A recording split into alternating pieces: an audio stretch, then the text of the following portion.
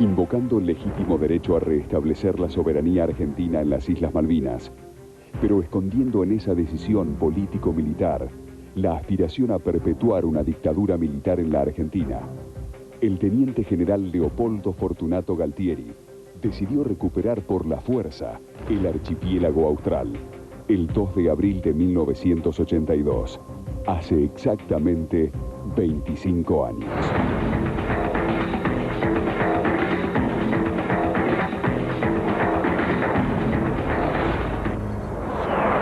Fueron 74 días de encarnizados combates, por mar, tierra y aire, donde los jóvenes y heroicos soldados argentinos ofrecieron su coraje y sus vidas en una lucha desigual.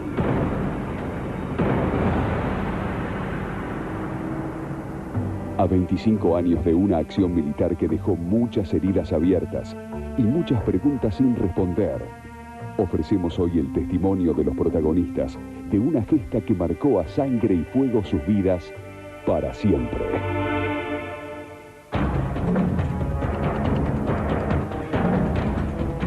El 1 de abril comienza el desembarco de las primeras fuerzas argentinas en Malvinas.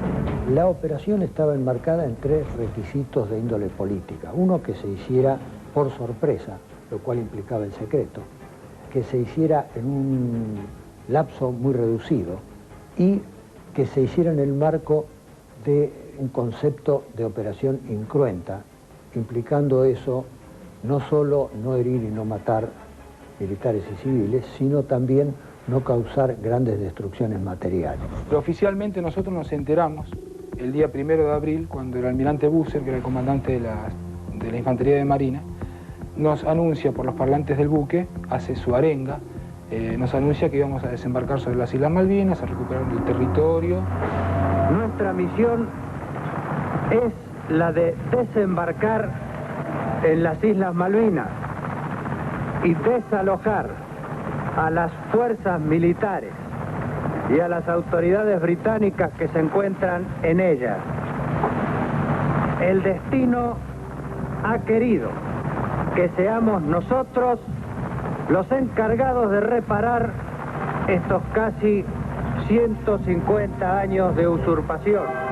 Lo que se nos dijo, y aparte nosotros lo entendimos así, que íbamos a participar de un acontecimiento histórico. Eso le daba un toque de responsabilidad grande, ¿no? La unidad de vanguardia era la agrupación Anfibios y Buzos Tácticos, al mando del capitán Pedro Giaquino, que había partido del destructor Santísima Trinidad, en la boca occidental de Bahía Enriqueta. Los comandos argentinos, bajo las órdenes de Giaquino, marcharon hacia la casa del gobernador Rex Hunt. Se apostó sobre, muy cerca de lo que es los jardines de la Casa de Gobierno, y desde allí le anunciaba al gobernador que se rinda, que estaban rodeados, que deberían rendirse. Como no lograba respuesta o que le aceptaran rendirse, comenzó a hacer fuego sobre las ventanas del edificio. Cruza esos jardines de la Casa de Gobierno y desde adentro de la Casa de Gobierno es baleado y cae herido. Giaquino, desangrándose, toma una granada y amenaza tirarla si se arriman a tomarlo prisionero, hasta no lograr la rendición. Normalmente a Giaquino se lo conoce como el primero que murió, pero fue mucho más que eso. Fue el valeroso jefe que con su acción lo forzó al gobernador inglés a rendirse. El 2 de abril de 1982, tropas argentinas que integraban el operativo Rosario recuperaron las Islas Malvinas al tomar el control de Puerto Argentino, capital del archipiélago. Comenzaba la Guerra de Malvinas. En Buenos Aires, mientras tanto, una multitudinaria concentración colma Plaza de Mayo. Pese a una fuerte oposición al gobierno militar, la gente reivindica los derechos argentinos sobre las Malvinas, declaradas colonia británica en 1892.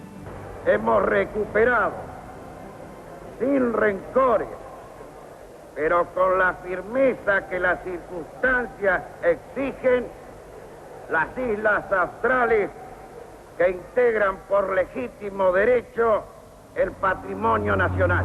Los partidos justicialista, radical y comunista y la propia CGT levantaron sus banderas por la recuperación de las Islas Malvinas. Nosotros prestamos nuestra total solidaridad con las Fuerzas Armadas que han recuperado las Malvinas para la patria.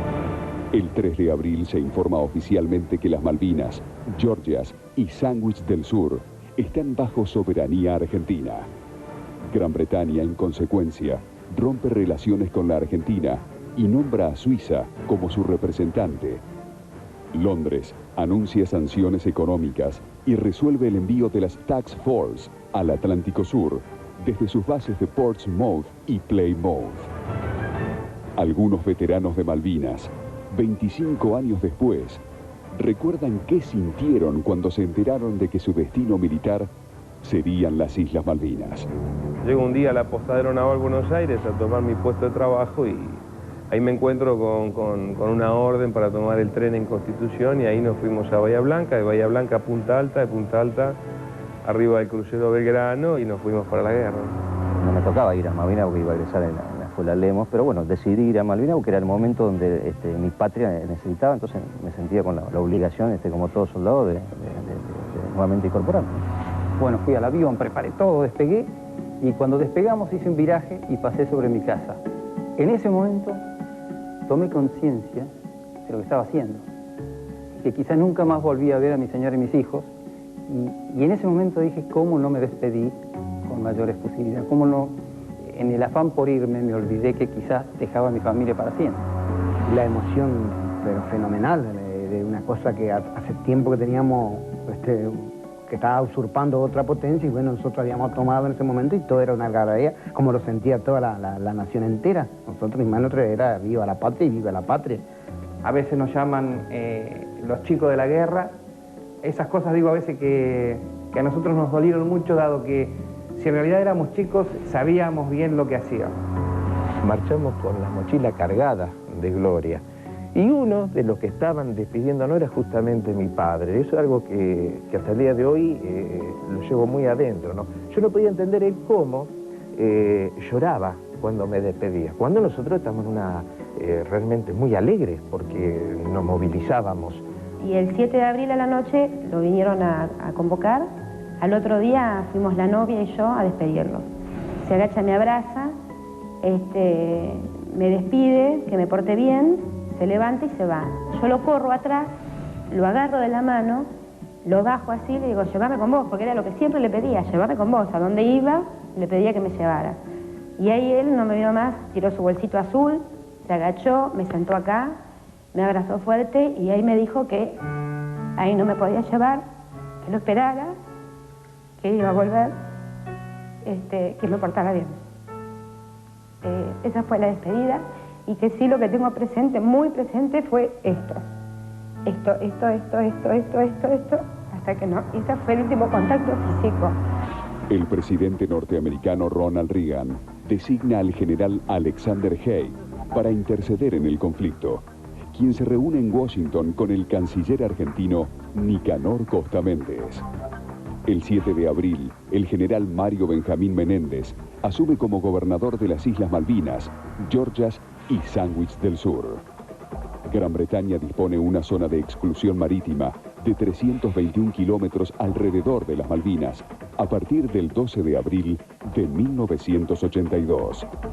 Haig, por su parte, se reúne en Londres con Margaret Thatcher, pero la dama de hierro se muestra intransigente. La gran duda es si se iban a atacar o no iban a atacar. Ese era el gran desconcierto que uno tenía diariamente, ¿no? Lo que sentía en los últimos días era que vinieran, que de una vez por todas, es decir, son 20 grados bajo cero. Por ejemplo, comúnmente íbamos a primera línea y veía que hacía 15, 20 días, 30 días que estabas en un pozo sordo donde había agua, estabas todo mojado. Mi unidad está haciendo lo mismo desde hace 20 días.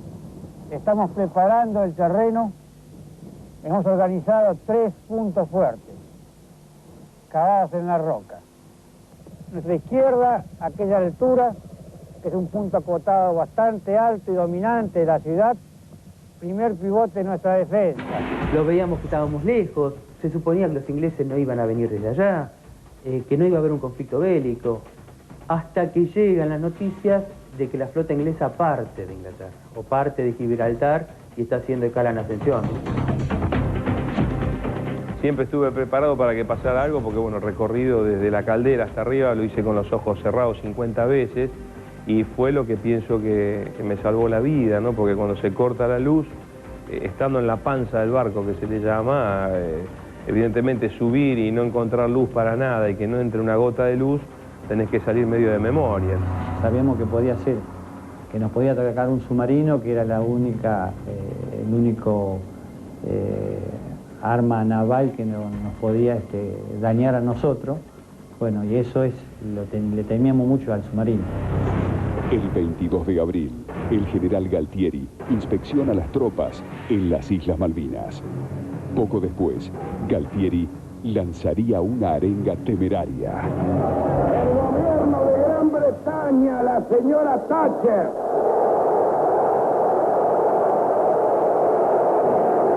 y el pueblo de Gran Bretaña no han escuchado hasta ahora una sola palabra de ataque o una sola palabra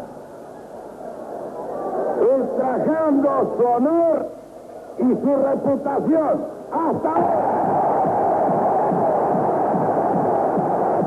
Que sepa el mundo, América, que un pueblo con voluntad decidida como el pueblo argentino, si quieren venir, que vengan, les presentaremos batalla.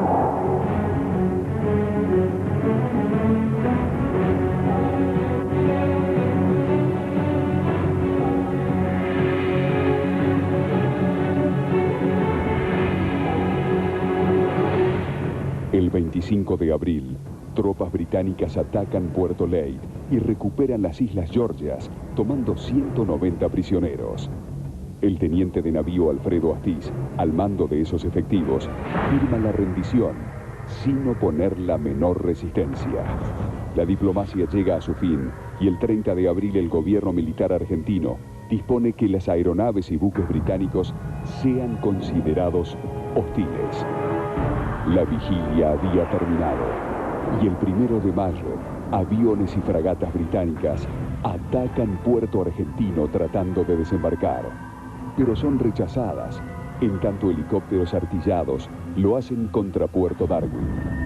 Realmente el 1 de mayo murieron ahí en Darwin, murieron 8 de Fuerza Aérea, que fue, ahí fue un desastre. Entonces ya de ahí uno toma conciencia de lo que iba a pasar.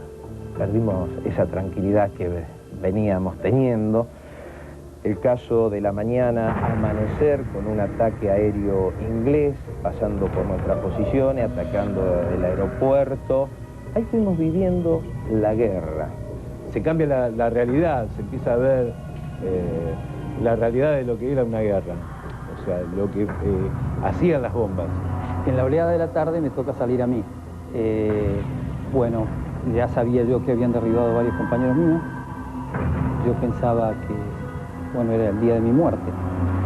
Bueno, a partir de ese día creo que empecé a rezar más que el cura de Malvinas, pidiéndole a Dios que cuando llegue el momento de combate yo tuviera el valor para llevar a mi gente a combatir, porque si el jefe se asustaba, me lo mataban a todos. No sabíamos fehacientemente qué hacer. O sea, vos tenías un fusil y decís que ibas a disparar a los aviones, no, sabías que era imposible alcanzarlos ni nada por el estilo. Entonces, bueno, era cuestión de mentalizarse y tomar conciencia de que acá la guerra había empezado. El 2 de mayo, ¿acaso ocurriría la mayor tragedia de la guerra de Malvinas? Fuera de la zona de exclusión declarada por los británicos, Margaret Thatcher le ordena al comandante del submarino atómico inglés Conqueror lanzar 3 torpedos y hundir el crucero General Belgrano. Yo estaba en la caldera en el día del hundimiento y lo que menos uno presentía de que podía haber algo semejante, porque no había justamente ese tema de no haber información, de no saber en qué lugar estábamos. Íbamos a tomar la merienda y bueno, decidimos ir a tomar unos mates en la torre. No sé si el destino hizo de que fuéramos a la torre a tomar la guardia y no estar en el lugar donde realmente fue todo, donde pegó el torpedo y donde hubo más fallecidos, ¿no es cierto? Vino el cuetazo y fue como, yo pensé en un primer momento que era un ataque aéreo, porque el barco, lo que yo sentí como que me quedé sin piso, o sea, como que me fui abajo, como que el piso bajó unos 20 centímetros, 30 centímetros y me quedé en el aire. Y se cortó la luz automáticamente. Cuando salimos afuera del buque, ya ahí nos dimos cuenta que ya estaba el buque, no sé si se podía salvar o no. Ahí empezamos a correr para arriba y ahí, bueno, yo vi que estaba todo sin luz, dije, bueno, ahí en ese momento te pones a pensar, de decir, bueno, menos mal que me estudié algo la cosa, pero igual al momento de la gran tensión todos los papeles se te queman también. Perdés a un compañero, luego estás buscando en ese momento a ver si lo encontrás, que teníamos que ir a la balsa y no lo encontraste. Ves cosas que son pesadas y que te ayudan a revalorizar la vida, ¿no? Gente hecha pomada, hecha pedazos y con hueso afuera o con tripa afuera. Como a los 30 minutos, 40, se vio que el buque ya se empezaba a hundir, que no había nada. Bueno, dieron la orden de abandono, tiramos las balsas al agua y bueno, ahí saltamos del buque hacia las balsas. Vos tirás el tambor, explota el tambor, se arma la balsa y la balsa no está quieta y la balsa está haciendo esto. Si caías al agua, fuiste. Vos ver que se va el buque, que desaparece, fue muy doloroso, porque sabíamos que dentro de ese buque iban también nuestros compañeros. El legendario crucero que había sobrevivido a Pearl Harbor, 40 años después, se hundía en el Atlántico Sur, llevándose la vida de 323 argentinos. Evidentemente el piso de goma de la balsa se mueve, vomité como loco y el vómito al mismo tiempo, para mantener calor, me vomitaba dentro de la chaqueta, porque yo estaba nada más que con una chaqueta y un pantalón, que era lo que yo tenía en la guardia, no tenía ni campera, nada. Me acuerdo que vomitaba ahí, me lo mantenía ahí, pillaba, me tiraba la pillada encima, o sea, en un gorrito me tiraba la pillada, con la pillada caliente me la ponía en la cabeza para calentarme como pudiera. Al toque, 1 hora, 2 horas, viene una tormenta y bueno, con mucho viento, una tempestad muy grande, realmente con olas de 8 metros de altura. Vino la ola esa que nos tapó y cuando estuve ahí abajo del agua, yo ahí siempre digo, me acordé de mi vieja, digo, quedó viuda con 29 años, y ahora se le muere el hijo mayor, madre mía, ¿viste? Fue lo primero que pensé, dije, bueno, y al mismo tiempo estaba pensando los que estaban heridos, digo, ¿cómo salen a nadar esto? Y eso, bueno, fue una cosa pesada y sentí también al mismo tiempo, me pasó muchas veces en la vida, que si aguantamos la ola esta, aguantamos cualquier cosa. Después de 30 horas a la deriva en el frío mar austral, los sobrevivientes fueron rescatados por el aviso Burruchaga. Por encontrarse fuera de la zona de exclusión, se considera a Margaret Thatcher responsable de haber cometido un crimen de lesa humanidad al ordenar el ataque al crucero General Belgrano.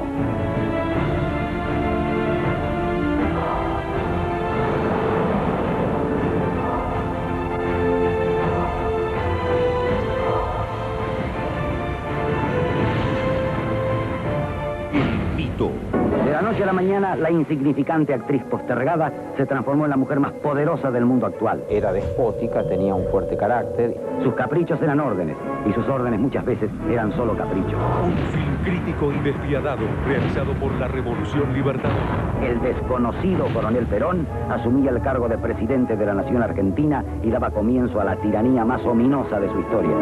El mito, la película oculta, el próximo domingo a las 9 de la noche por Canal 9. Cuando limpias y desinfectas, ¿necesitas un producto para cada superficie de tu baño?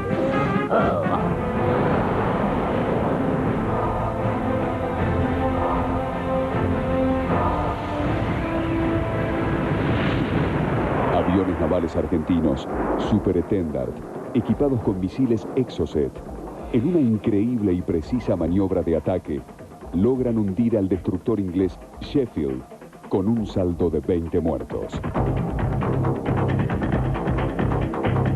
Los soldados argentinos percibían la inferioridad de condiciones para afrontar y sobrevivir en una guerra tan desigual. Yo personalmente pensé que no iba a volver, ¿no? Eso es algo que lo teníamos grabado, ¿no? Usé una lógica que estábamos contra Inglaterra, o sea, era una potencia muy grande. Veía el grupo humano que ponía todos los empeños, pero había cosas que faltaba, o sea, faltaba coordinación. Allá en Malvinas estábamos combatiendo y había cosas de apoyo del continente que no existía. No puede un general dirigirte de 1.800 kilómetros, 2.000 kilómetros, dirigir una guerra. Planifican algo que en los hechos o en el momento de una guerra son totalmente distintos. Terreno que no conoces, el clima, llevar tropas desde 35 grados de calor a 20 grados bajo cero. En contacto con los bombardeos y viendo lo que producían y perdiendo compañeros, se te forma como una coraza. Es como que te ibas acostumbrando al miedo, te ibas acostumbrando a vivir un día más y te ibas agradeciendo de haber vivido un día más. Yo siempre digo que el instinto de supervivencia que tiene el ser humano solamente lo puede probar la persona que está en un momento límite de perder la vida. La reacción que va a tener es inesperada y el instinto de supervivencia es terrible. Es una vivencia la cual nos queda en la cabeza. Vemos mucha miseria humana, se ve, o sea, reducido al ser humano a nada, a defenderse o morir. Sos boivo. Si vos ves a alguien adelante, pues si se ve un bulto y lo primero que tenés que tirarle, sos boivo. Es tu vida y tu vida y tal. Y nosotros era eso, llegar nosotros, llegar como llegar al continente, era llegar así sin una pierna, sin un brazo, era la cuestión llegar al continente. Pero que no duele tanto apretar el gatillo, sino que ver cómo cae algunos de los, ya sea conocido o no conocido, amigo o no amigo, pero que vos sabés que es argentino y eso duele mucho. Más cuando lo escuchás que se debate entre la vida y la muerte por alguna herida grave y lo tenés que poner una dosis de morfina para dormirlo y que después la parte de sanidad lo levante. Hay 20 grados bajo cero, sabés que si lo dormís demasiado se muere. Es decir, un montón de cosas tenés que hacer de combatiente, de enfermero, un montón de cosas que en ese momento vos descubrís que las tenías adentro y que nunca las llevaste en práctica, pero las haces como si fueras, no sé, un enfermero profesional. Todo se les hacía muy difícil. Por los bloqueos ingleses, la comida y las municiones no les llegaban. Después de mucho tiempo entendí que el caso de la comida era una cuestión lógica. Había un bloqueo por la cual la comida se hacía muy difícil, la parte logística, llegar del continente a Malvinas. Y de Malvinas a su vez había que trasladarla a las distintas posiciones. La noche había unos compañeros míos que salían y agarraban a las ovejas. Teníamos prohibido hacer ese tipo de cosas, pero evidentemente el hambre es mucho más fuerte. Yo les puedo asegurar que no pasan frío, porque tienen muchísimo abrigo y van a volver con algunos kilos de más porque comen mejor que en casa. Empezamos a debilitarnos, a perder peso por esa situación de aislamiento, no teníamos víveres suficientes y teníamos que racionar todo lo que teníamos. Había un momento muy esperado. La llegada de cartas de sus familiares les hacían olvidar, por un rato al menos, de la tensión que provocaba estar en la línea de fuego. En el caso mío, yo había dejado mi familia, mi padre, mi madre, mis hermanos, mis sobrinos. El caso de los sobrinos era fundamental. Él era el héroe de esos chicos. Entonces vos te imaginás esos chicos que te mandaban quizás un dibujo, una carta, que estaban orgullosos del tío que estaba en la guerra defendiendo la soberanía. Y bueno, es algo que del cual hasta el día de hoy yo se lo agradezco, porque era el aliento que te hacía a sobrellevar esos malos momentos y a seguir adelante.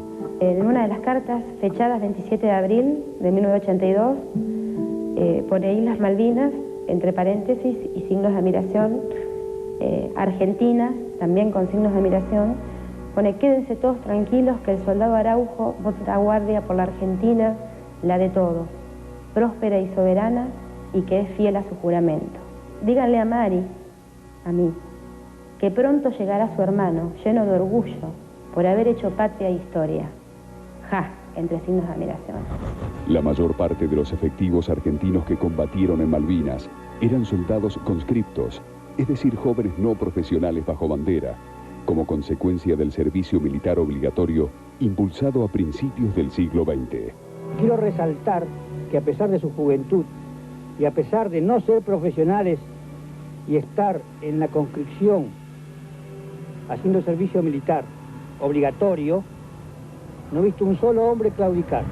La preocupación de Esteves era cómo hacer para entrenar a un grupo de ciudadanos que no teníamos ni idea de lo que era, primero, la vida en el sur, de lo que era el combate y, por supuesto, de lo que era la guerra. A la hora del balance, los veteranos cuentan por qué Malvinas fue una guerra desigual. La diferencia es que el armamento de ellos era un M16, por ejemplo, que pesaba, no sé, 1,5 kilos, que te sacaba de combate, si te pegaba en pierna, brazo, lo que sea, te sacaba de combate. Teníamos fusiles FAL-PARAC, que eran fusiles de un viejo sistema, pero fusiles que funcionaban bien. Lo que pasa es que no había la cantidad suficiente, faltaban fusiles y se terminó completando con fusiles viejos, con ametralladoras PAM, que eran cosas que ya prácticamente acá ni siquiera se tiraba porque eran elementos en desuso, ¿no es cierto? Morteros descartables, es decir, morteros que llevaban en la espalda, tiraban 6 tiros y lo tiraban, lo descartaban, con la misma eficacia que los morteros nuestros, nada más que el nuestro pesaba 100 kilos la plataforma, 100 el cañón, 5 o 6 personas para llevarlo y correr 10 kilómetros con eso encima. Tenían todos visores nocturnos, nosotros uno cada 10, 12 personas. Un anteojo un visor nocturno, nos daban una pila y nos decían, préndalo 2 minutos, mire y él lo apaga. Es decir, a los 2 días nos quedábamos sin pila y se acababa, no había más pila en la isla. Ellos combatían 12 horas, descansaban y otro grupo de gente seguía combatiendo. Les daban comida, raciones calientes y seguían combatiendo. El equipo que teníamos era equipo de llanura para lugares cálidos, ropa fina. La gran diferencia, obviamente, que nosotros tuvimos un equipo todo el tiempo. Nos cambiábamos las medias y un par de remeras nada más. Yo tenía una ametralladora, cañón, de 20 milímetros que trababa el 5.º tiro. Más vale tener un revólver, porque al estar tan frío, funcionaban a aire comprimido, el aire se escapaba y no funcionaban. O sea que con nada íbamos.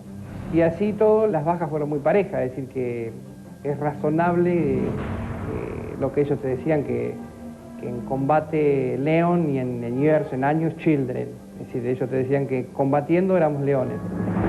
En Buenos Aires, el gobierno militar del general Galtieri manipulaba la información de prensa con títulos como "Estamos ganando" y publicidades oficiales con mensajes mesiánicos. Cuando el peligro acecha, hay que esperar pacientemente el momento de actuar, para no errar el disparo. Saber esperar es saber luchar. Argentinos, a vencer. Nosotros que lo vivíamos de allá sabíamos que a la gente le estaban mintiendo. La República Argentina está enfrentada con un gobierno, mientras que la Gran Bretaña está enfrentada contra un pueblo. Por cadena nacional se escuchaba comunicado número tanto,